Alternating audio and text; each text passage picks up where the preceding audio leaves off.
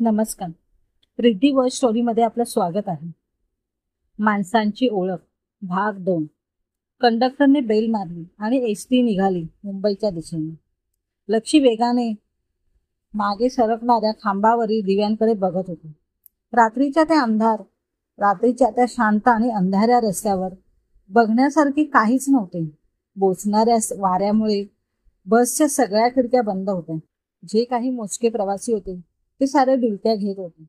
शेजारच्या सीटवरील मंग्या तिच्यावर कलंडून केव्हाच गाढ झोपला होता. आपलं पोरग 12व्या वर्षीच पोरग झालं. आता भविष्यात काय वाढून ठेवलं आहे हे पांडुरंगालाच ठाऊक.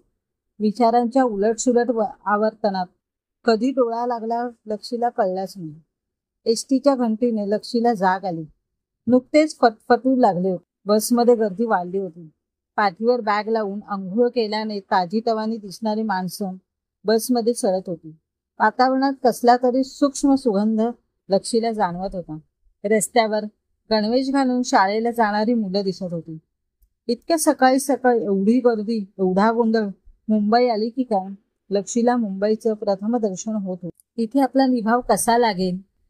लक्ष्मीच्या चिंतेने परत डोकं वर काढलं.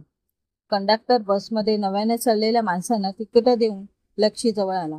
अक्का, तू त्या उमेशला नीट ओळखतेस ना? वय मंग्याच्या बाबाचा मैत्र आहे तू. गावाला आले की घरी यायचे आम्हासने भेटायला. ठीक आहे अक्का, तू काय बी काळजी करू नका.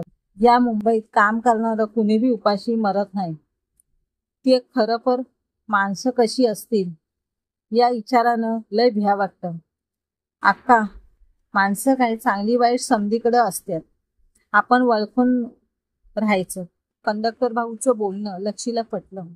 आपल्या वीटभर गावात सुद्धा जीवावर उठलेला गणपत शेठ होता आणि स्वतःचा जीव धोक्यात घालून आपल्याला वाचवणारे विजय भाऊजी आणि रंजना होतीच की. आजूबाजूंच्या कोणाचंही लक्ष त्या दोघांच्या बोलण्याकडे नव्हतं. सारेजण मोबाईलमध्ये नजर रोखून बसले होते. लक्ष्मीला त्यांच्या या वागण्याचं नवल वाटलं. आजूबाजूच्या गडबडीने मंग्याही चुळबुळ करायला लागला होता. शेवटचा स्टॉप आला आणि बघता बघता बस रिकामी झाली. बसमध्ये उरले फक्त कंडक्टर, लक्ष्मी आणि मंग्या. 5 मिनिटातच बसच्या दारात कोणीतरी डोकावली आणि लक्ष्मीला हुश झाली. उमेश भाऊजी होते ते. लक्ष्मी आणि मंग्याला पाहून उमेश बसमध्ये चढला. लक्ष्मी आणि मंग्या उठून उभे राहिले.